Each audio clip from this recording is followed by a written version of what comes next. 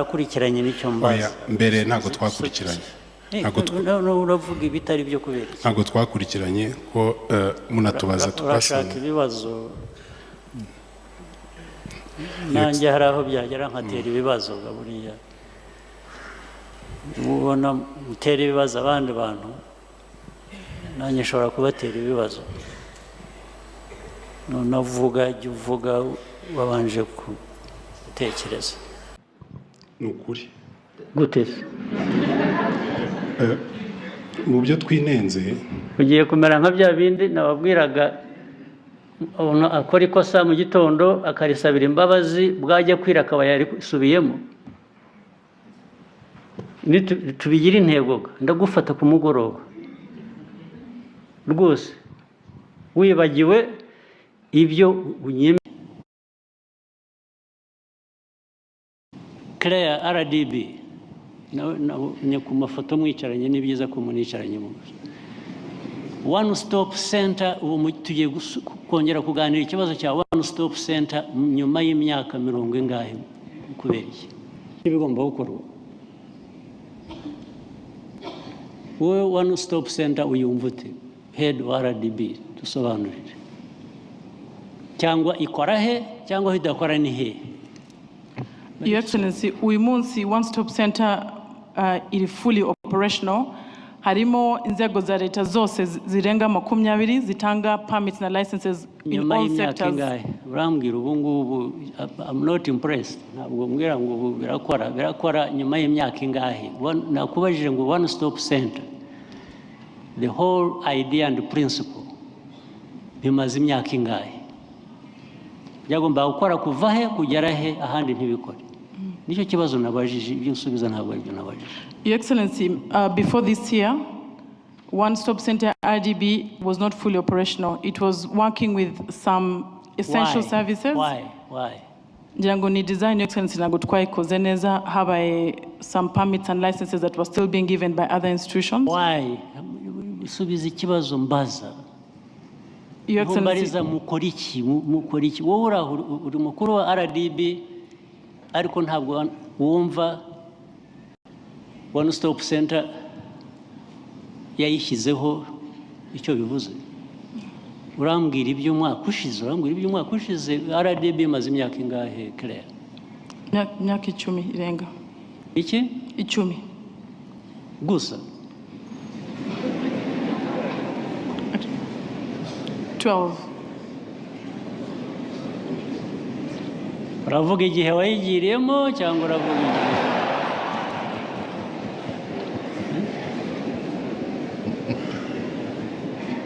ariko niyo yaba imyaka 10 byatwara bita imyaka 10 kugira ngo byumvikane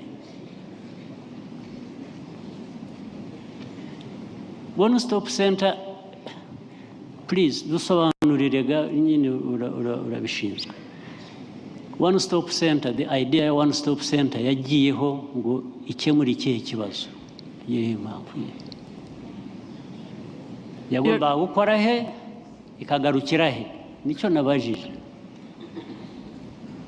Your Excellency, initially the setup of One Stop Center was done was to focus on the services that all investors needed. So taxes, company registration, intellectual property, tax registration, applying for water, electricity, ibyo twatanga kuko hafi umushoramari wese yarabikeneraga. Ariko gap twabonye kandi mwaduhaye umurongo nuko hari sector specific licenses zatangagwa, FDA igatanga permits na licenses, NAEB nayo igatanga.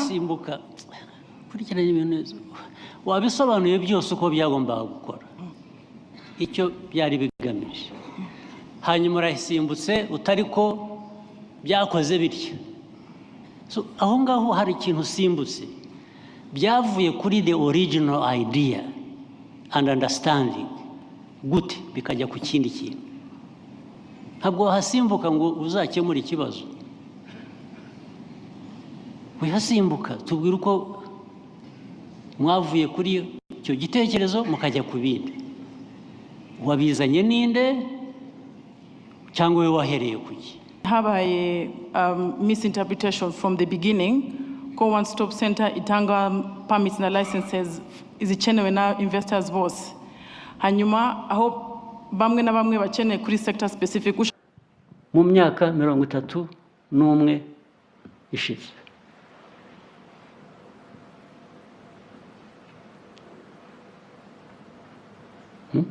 komeza uvuga hanyuma mwibagiwe mute mwibagiwe projet mu by'ukuri mwibagiwe projet mwagomba gukora nicyo bivuze. Yego kuko ibyo byari bagiranye bivuze ko n'ingengo y'imari bigendaho itari yatekerejweho, bisaba rero ko twongera guteganya ahiva, ariko nyakwa President Republika ngo mu bivuze koko kutavugana mu byo twinenze inzego zose zihuriye kuri uwo mushinga ndetse no gushyiramo n'umuturage agatanga ibitekerezo bye. Ubu ibi mwabimenyeye hano aho iminsi mumaze hano ntabwo mwari mubizi? Cyenda kubwira ko mbizi imyaka 30 ishize. Ubu mwaraje hano muraganira nibwo mwabyibutse ko ibyo bigomba gukorwa. Ubu mva hanizeye ngo ubwo mwabeganiriye mukabivuga noneho koko bigiye kuba nukuri gutese mu byo twinenze ugiye kumera nka bya bindi nababwiraga akora ikosa mu gitondo akarisabira imbabazi bwajya kwira akaba yarisubiyemo. Tubigira intego ndagufata ku mugoroba rwose wibagiwe ibyo unyemeza ko mugiye kubihindura. Ntabwo rirenga ntabikubwiye.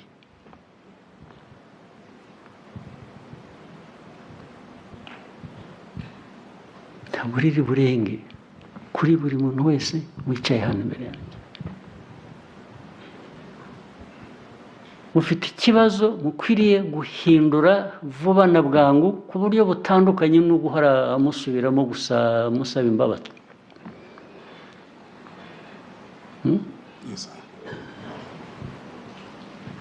Ikibazo mufite ni iki? Hari ukwibagirwa, noneho hari ukwibagirwa byinshi muri rusange, ariko hari no kwibagirwa icyo wagomba gukora, ariko noneho ukibagirwa n'uwo wagomba kugikorana. Nifuza kukubona ngo nkubaze nawe uribuka ubwo naje muri Kicukiro ndi kumwe n'aba Prime Minister ndi kumwe n'aba Ministers n'abandi tukaza tukabona inzu ahantu ku muhanda iraho imaze igihe bambitse ibintu bisa nk'iby'abantu b'abasazi bambara. Urayibuka twari kumwe? Twari kumwe nyakubahwa Minisitiri. Waraduherekeje twari kumwe ndabyibuka. Yego ndabyibuka nyakubahwa Perezida wa Repubulika. Ibyo twasize tuvuze aho ngaho urabyibuka nabyo? Yego ndabyibuka. Nyuma y'amezi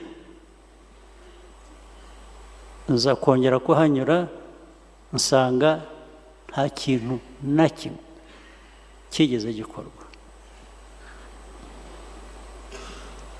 Nabyo urabizi? Ndabizi nyakubahwa His Excellency. Ye rero ntabwo nigeze mbyumva. Ndongera mbwira Prime Minister, mbwira n'abandi bashinzwe, ngira ngo na Minister wa Infrastructure nawe wari uhari.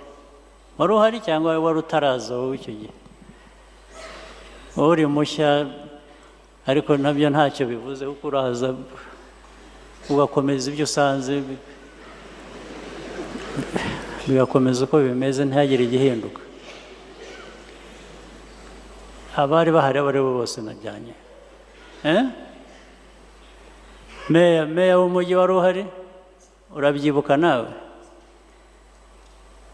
Hagashira amezi nkagaruka nkasanga ahubwo n'ibyo twumvikanye bigomba gukorwa byasubiye inyuma.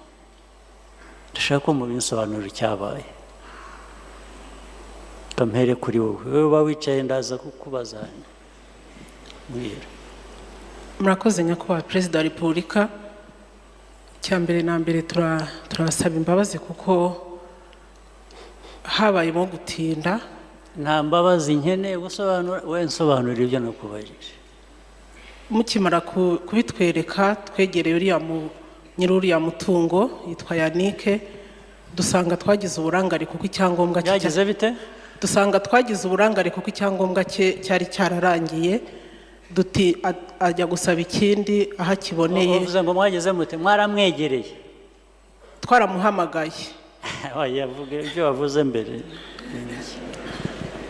Twaramuhamagaye. Baramwegereye, bagiye barahendahenda, bagiye bomboka, baramwegera.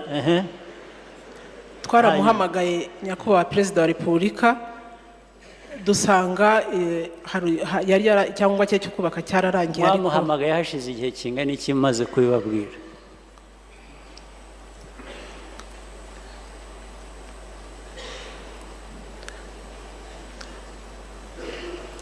Ntabwo byibuka. Ndabyibuka, mwadusuye ari ku cyumweru, tumuhamagara ari ku wa mbere, ariko dusanga icyangombwa cye cyararangiye. Nyuma y'iminsi mikeya icyangombwa cyararangiye, cyararengeje igihe. Ubwo ninjye wabafashije rero no kubimenya ko iyo ntaza ntabwo muba mwarabimenye. Nicyo twasabiye imbabazi nyakubahwa perezida wa repubulika. Ariko imbabazi ni iziki? Njye nta by'imbabazi byihorere, ndashaka kugera ku bikorwa. Mwaramuhamagaye musanga icyangombwa cyararangiye, ubu icyo kibazo ni kimwe. Tumutegeka ko akivuguruza, akora extension, arabikora, yahise akibona, ntabwo byatinze. Nyuma rero ntabwo imirimo yahise isubukurwa nyakubahwa perezida wa repubulika. Nacyo twasabye. Wowe ikibazo cyawe ni iki? Ni ikihe wowe ufite nk'umuyobozi w'ikibazo cyawe ni iki? Ikibazo mfite nuko ntabikurikiranye hakiri kare. Uba nahari ariko ukorera urahaba, kurikirana ibyaho. N'ibyo umuntu yaje akagufasha akabikwereka, nabyo ntubikurikirane. Ibyanzinduye bikanzana, nkaza no nkabikwereka turi kumwe n'abayobozi bandi bose navuze, ugatinyuka ukagenda ukaryama ugasinzira gusa ukabyibagirwa.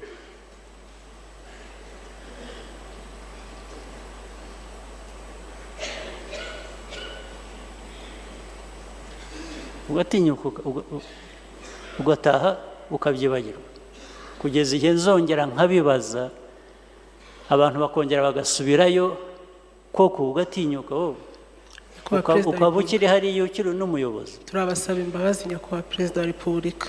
Imbabazi zirampikize? Imbabazi usaba ndazivanamo iki? ndazikoresha iki? Urazinsabye, ndaziguhaye, havuyemo iki?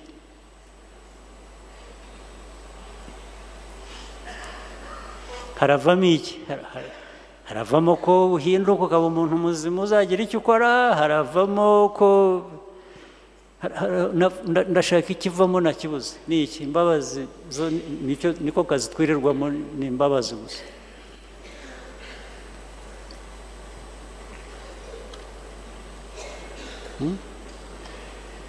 Uba hariya cyangwa uba hanze? Nawe bambwiye kuriya nyiri inzu aba hanze cyangwa?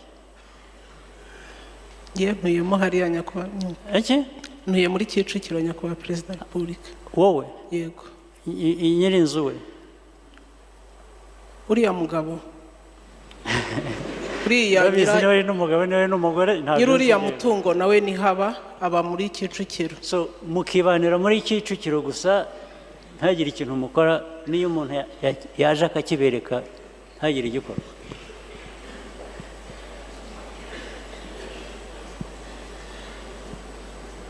Icyo habereye ni iki se none?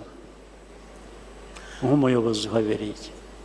Icyo nyakubahwa perezida wa repubulika, ntabwo biri mu byihuta nk'uko natwe tubishaka. Ibyo mushaka simbizi. ibyo mukora cyangwa mudakora n'ibyo mbona, naho ibyo mushaka ibyo ntabwo nabimenya.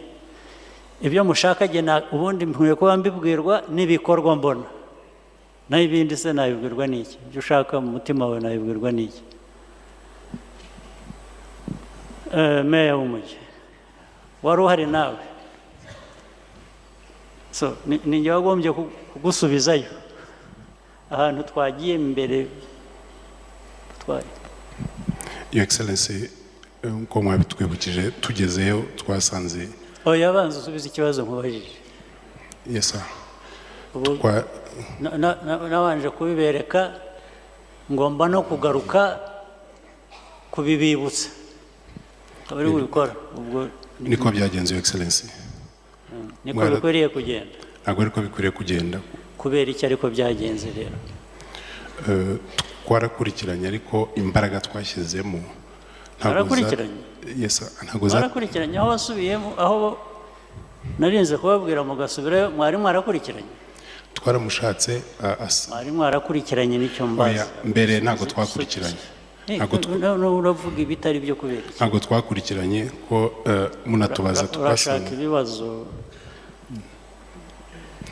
Nanjye hari aho byagera nkatera ibibazo buriya. Ubona mutera ibibazo abandi bantu, nanjye nshobora kubatera ibibazo. Navuga jya uvuga wabanje gutekereza. Naragenda habereka, mumara igihe mudakurikirana, ndinda kongera kubisubiramo mbwira Prime Minister bwa kabiri nyuma y'amezi. Uratinyuka ukabisimbuka gusa, ndakubaza utinyuka uvuga ngo niko byagenze. Ko byagenze gute kubera iki? Your Excellency, mwarabitweretse hashira amezi ageze kuri 2 kuko 8 hashize amezi 4 sinzi ukuntu bara. Hashize amezi 4. Nibyo Your Excellency, twararangaye. We are sorry for that. Kurangara birimo iki? Mu buyobozi harimo allowance yo kurangara. Ntayo tufite. Wowe buri munsi ku kintu cyose ugomba kubamo kurangara. Ntabwo ariko byakagenze Your Excellency. Twararangaye kuko bigendera iki gutyo rero nicyo kibazo. Kuki bigenda gutyo muba muri? Your Excellency, aho nta n'igisobanuro twagira kuko habajemo kurangara, muratwibutsa kuko abari bwo twongera gusubirayo kugira ibyo dukora. Akazi ibyo mushinzwe ni ibikize, mushinzwe ibiki? Mushinzwe kora ni ya Karongi ni he? Ntajya nibagirwa ihora y'umuntu. Can somebody remind me the story abayizi? Hari umuntu washakaga serivisi, ni umubyeyi wagombaga kubyara rwose, ari hafi kubyara ari aho. Hanyuma agera ahantu ni hehe ariko mumbwira abantu ba Karongi mugomba kuba muhazi. Karongi muri he? Ntabwo yizi. Y'umugore wapfuye, ubwo nawe cyo ni ikibazo. Uri umuyobozi w'injiji uraho ntuzi iyo story igomba kuba izwi mu mateka ya Karongi. Kuba utayizi byashoboka bite? Abantu bari mu cabinet twayiga urayizi?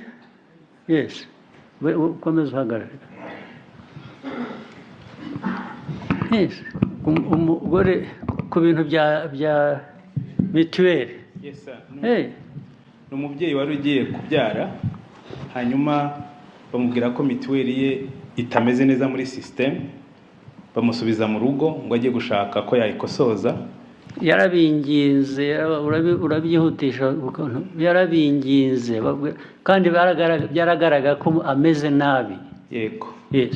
Urabizi nawe, nge nageze naho rimwe na rimwe mfata imodoka nkaza nawe n'abandi bose n'aba ministers ba infrastructure ngira ngo bamwe bari hano n'abandi, nkagenda mbereka.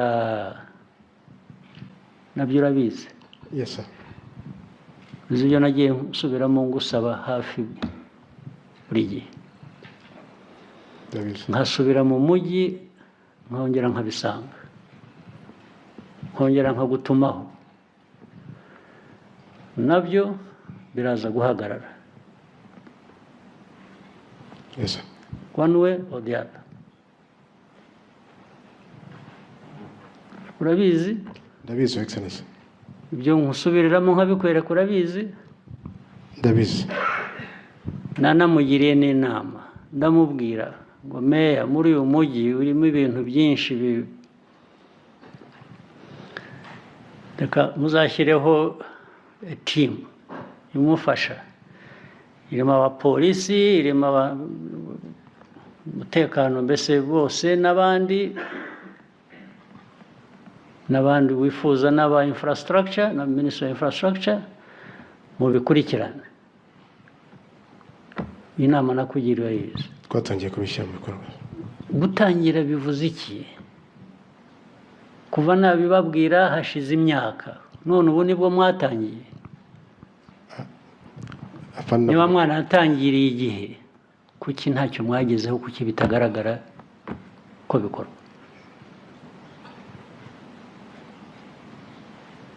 So namwe muraza kumbona rero bitari kera, kuko urumva hari imigambi mu project imwe ugomba gutanga ibintu bibiri, ugakurikirana kimwe udakurikirana ikindi, cyangwa ugakurikirana ikindi utakurikiranye cya kindi. Wagera ku mwanzuro gute uguha ibyo wifuzaga? Your Excellency, nibyo uko mwarimu bitwibukije n'igenamigambi ritanojeje, kuko hakozwe part imwe ya irrigation, ariko ugasanga twibagiwe ko hazabaho no gutanga amazi mu baturage mu mirenge no mu tundi turere twegeranye. Burya rero mufitemo no kwibagirwa. Ibyo nabyihoreye, atari ibyo bibitirira muze kubyivugira. Umuntu yibagirwa ate? Mwibagirwa mute? Abayobozi mwakwibagirwa mute? Kuvuga ngo nibagiwe, gushyiramo ikintu kijyanye no guha hasi, kwirata mu mico mibi, bizaba iki gihugu cyanyu muzagisenya muri ibyo ngibyo. Murabirasi.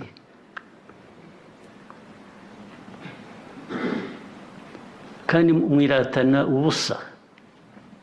Wonye bahaye icyo mwari mufite ngo uriratana icyo ufite, wena najya kubyumva, ariko mufite iki? Mwiratana mugira iki? Abicaye inyuma hariya mumbwire mwiratana ibiki, mufite ibiki, natwe ngo tubirebe tumenye. Wena ni mwebwe mbaza inyuma hariya mumbwire, ntawe ushaka kugira icyo avuga. Iryo zina ry'ubwirasi mwaryemeye, ni ukuri bashaka gutahana, ariko noneho muvuze ngira ngo namenye wenda ko bigiye kubavamo. Mwiratana iki? Abayobozi muri hano mwiratana iki n'aya makosa musubiramo buri munsi? Mwebwe muganira babiri, muhaguruke mumbwire icyo mwiratana. Mwebwe babiri, madamu n'undi, muhaguruke mumbwire mwiratana iki, mugira iki?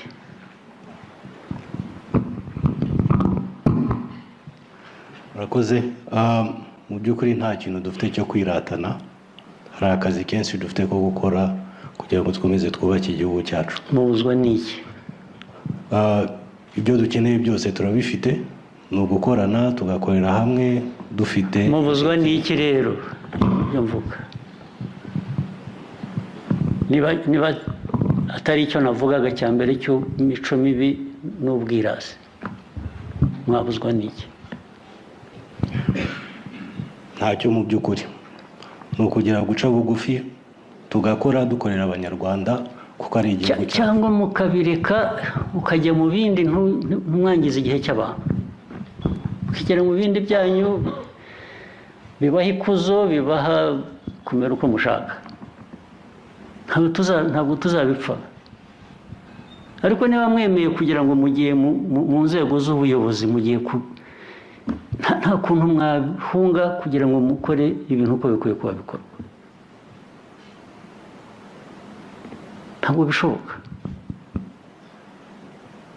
Ibintu ni bibiri, murakora ibikwiye kuba bikorwa aho muri, cyangwa se nimumva ntacyo bibabwiye cyangwa ntacyo bibatwaye, mwigira ahandi rwose mukora ibyo mushaka ku giti cyane. Muzaba muhura n'ibindi ahandi.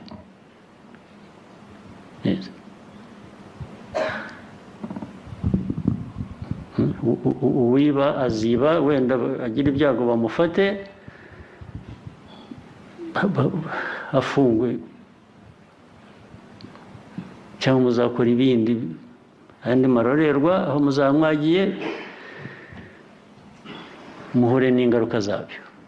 Ariko ntabwo mwajya mu myanya y'ubuyobozi ngo mujyeho muba abantu batumva b'imico mibi babirasi gusa batagira ikintu bakora. Kuvuga ngo project igomba guha abantu amazi, igomba kuzamura ubuhinzi n'ubworozi, ukavuga ngo mwaribagiwe. Ibyo umuntu arabyibagirwa. It's literally criminal.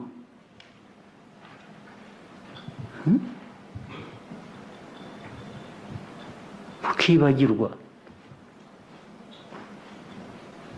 Mwagiyeho abantu bibagirwa ntibibagireho ingaruka. Madame, bite? Narebaga mvuga muri aho muganira, nta nubwo mwumvaga n'ibyo umuntu ababwira. Ni iki?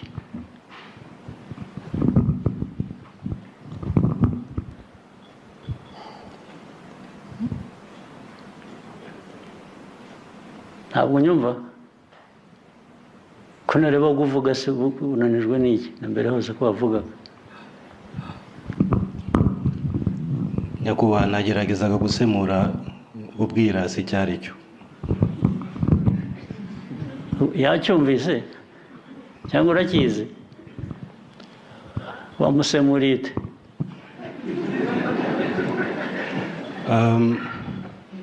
I explained it as a lack of humility, and in French, nakoresheje orgueil. Kubera ko nzi imico mibi mugira bitumye mbyumva no mu Gifaransa.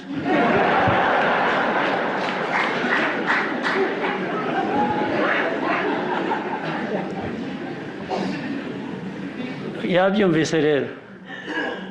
Okay. Kuva 2009 Witwa nitwa Mukasinzi Clarisse. Mukasinzi Clarisse. Naturutse mu karere ka Kicukiro mu murenge wa Gahanga mu kagari ka Kigasa mu mudugudu w'Imurinja. Ubwo ikibazo mfite ikibazo nyifitanye na meya w'akarere Jules Ndamage. Wampaye inzu nk'umuntu utishoboye, inzu majije kuyibona. Meya w'akarere twe dufitanye ikibazo cy'imitungo narayitsindiye Tito Rutaremara kiyobora. Nukubwo ngubwo meya w'akarere arangije anyoherereza urwandiko ndarufite hano ruvuga yuko inzu ari ingurane y'imitungo y'iwacu. Abyumvisha abasaza banjye akabanteza bakankubita, ubu n'ubu sindi mu rugo n'abana baba hanze. Ndagusaba ngo undenganure. Ikibazo kuvuze ngo cyari cyarakemutse habaye iki? Ikibazo ntago cyakemutse. Icyo yankemuriye n'icyo kubonaho ndyama, none naho yarahanyatse ambwira yuko ari ingurane y'imitungo y'iwacu. Meya ngo abijyamate. Meya ngo Ndamage ari hano. Akoze nyakubahwa Perezida wa Repubulika. Uyu mudamu Clarisse ndamuzi. Uyu mudamu yari afite ibibazo by'imitungo mu murenge wa Kagarama iwabo. Iyo mitungo yabo yari yaratanzwe muri za 2003, ahantu hagenda hatuzwa abantu mu buryo butandukanye. Icyo twakoze atangwa na leta. Icyo twakoze ishingiye kuki? Ishingiye ko nyakubahwa Perezida wa Repubulika muri gahunda yo gutuza abantu mu mujyi wa Kigali ndetse n'ahandi, mbere y'umwaka wa 2005 mu kwezi kwa 9 itegeko ryavuga ko ubutaka ari ubwa leta, akiba afite n'inshingano zo gutuza abaturage. Uyu rero Clarisse nawe iwabo hatanzwe muri ubwo buryo, atugezaho ikibazo nk'uko bivuze mu mwaka wa 2009. Icyo nakoze nuko ariko ntabwo byumva neza, leta yahatanga hafite ba nyiraho, yarahatanze.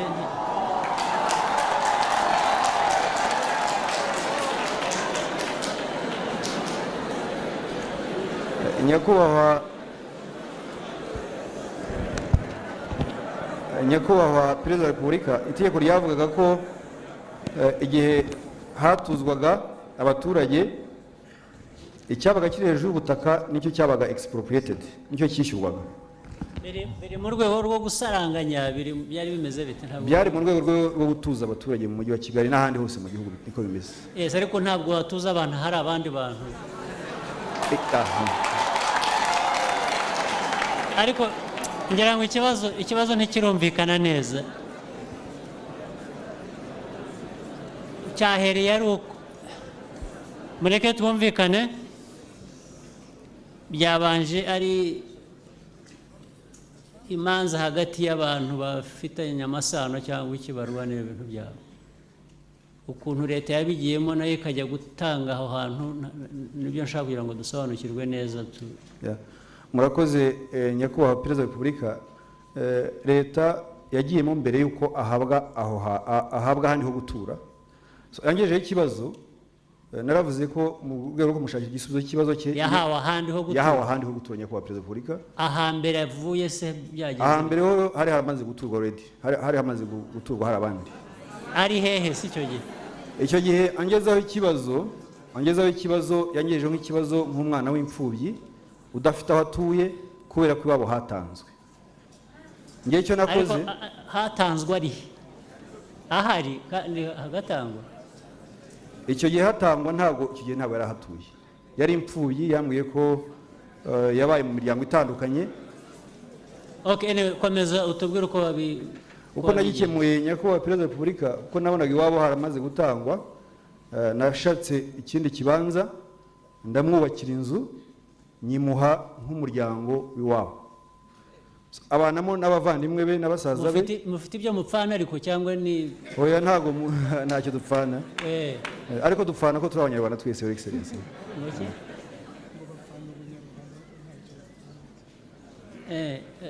kuko nagira ngo umenye uko abivuga,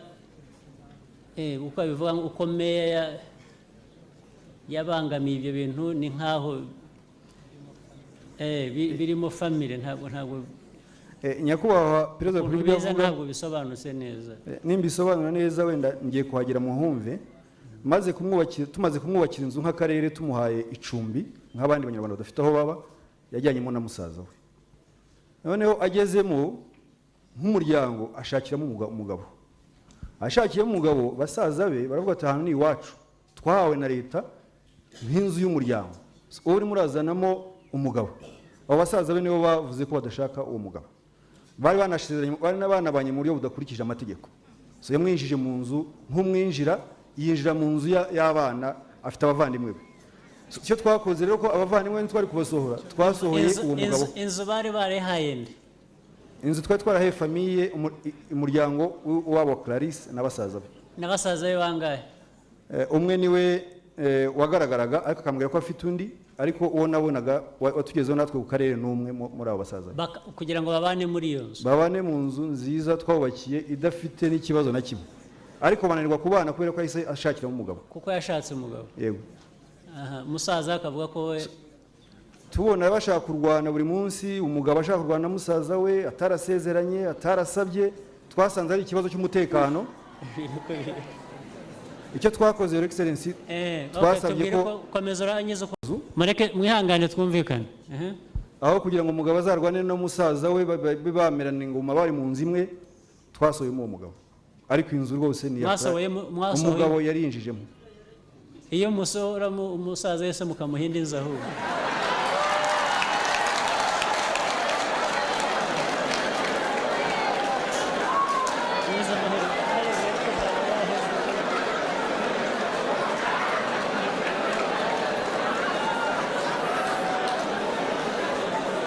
icyo mbivugira nuko nibwira ko n'uwo musaza we amaherezo yari kuzashaka we byo byayaga kugenda gute. Nyakubahwa Perezida wa Repubulika, kubera ko gushaka burya bigirana n'amategeko bigenderaho, uyu mugore akaba yashatse mu buryo budakurikije amategeko, twumvaga na ya nzu bari bayibonye nk'umuryango, ariko mu biduhayemo umurongo twamureka agashaka, hanyuma uwo musaza we tukazamushakira inzu nk'undi mwana utishoboye. Nuko mukwiye kuba mwarabikemuye n'ubundi ariko buretse gato ariko buretse hariya sinzi komeza ashaka kuvuga iki. Nyakubahwa Perezida wa Repubulika, ibintu byose avuze arabeshya. Umugabo turabana, tubyaranye 6, hariho abana 3, umwe yiga muri segonderi mu wa 3 ya segonderi, undi yiga mu wa 4 azajya mu wa 5 primaire, undi ni w'imyaka 5. Umugabo turabana, ahubwo ikibazo cy'umutekano yabanshyizeho, asohora ibintu n'abana arabasohora, tuba muri stock. Nkibaza se meya namuhemukiye iki? Ko nari namushimiye ibyo yari yakoze. Urumva meya ikibazo aho kiri,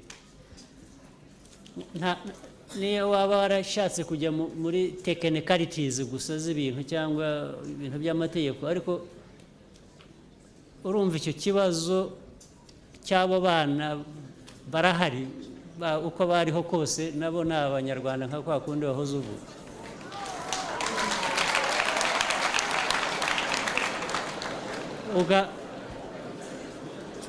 Ugahitamo kugira ngo umugore n'abana abe ari bo bangara, hanyuma uwo nguwo aba ari usigaye, kubera ko ufite uko. Ntabwo numva uburyo bwo gukemura icyo kibazo ko byagenze neza.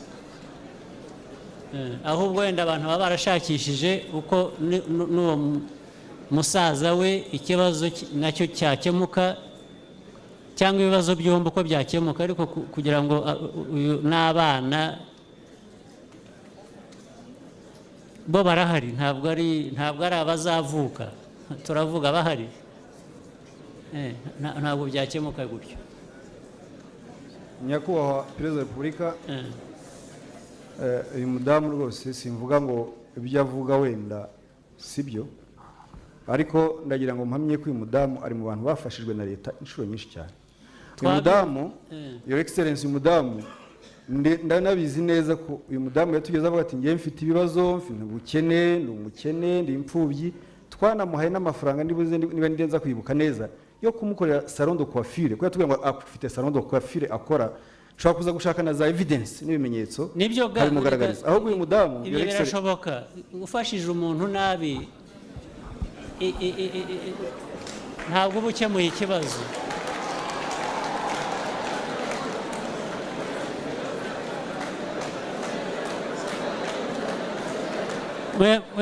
mworoheje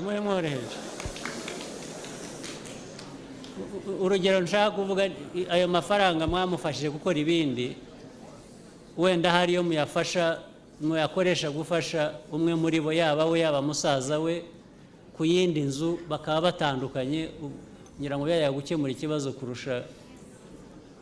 Naho ikibazo tuvuga ubu ngubu ni icy'inzu. Your Excellency, ikibazo cy'inzu ngewe ntabwo nari nzi ko yasohotse muri iyo nzu, ahubwo twari tuzi ko twasuyemo umugabo batashakanye mu buryo bukurikije amategeko.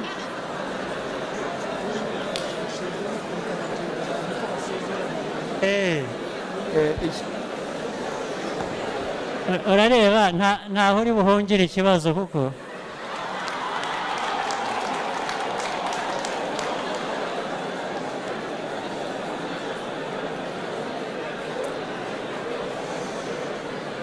twakumvikana tukihuta bikava mu nzira. icyo nshaka kubwira meya ni usibye ikibazo cyo hagati ye n'umugabo batashakanye cyangwa iki ye nabanje kureba hari abo banaga n'abantu nabo wari ukwiye kuba ubashyira mu kutekereza gukemura icyo bibazo. Icya kabiri aho kugira ngo mwirukane uwo mugabo kuko batashakanye ahubwo mwajyaga kubagira inama yo kugira ngo babishyize mu buryo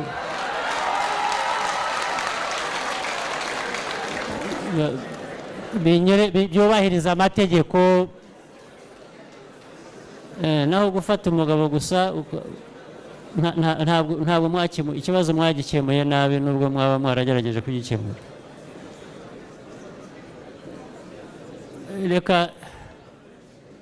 Reka mvuge ko mukwiriye ndabwira Minisita Kaboneka muzafatanye meya murebe ikibazo cyabo uriya mudamu na musaza we cyangwa n'umugabo we mugikemure nabyo kive mu nzira vuba.